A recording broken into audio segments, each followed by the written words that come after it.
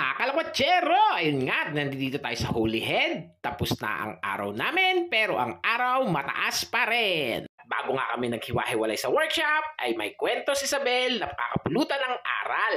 Ang 3 bagay na magpapasaya sa babae. Kaya ito, pakinggan natin ang kwento ni Isabel. Isabel, pasok! Alam mo ba sa buhay ng babae, 3 bagay lang yung nagpapasaya. Ano yun? 3 bagay lang. Yung bagay na yun, pag nakita sila ng tatlo na yun, tumapuan na sila sa buhay nila. Papakita ko sa'yo. Okay. Ito yung una. Ito yung unang bagay na nagpapasaya ng babae. Alam mo ba ano to? Table tie. Hindi! Yung Shape. design. Ah, okay. Bahay. Bahay. Bahay. Siyempre, matutuwa yung babae sa bahay. Okay.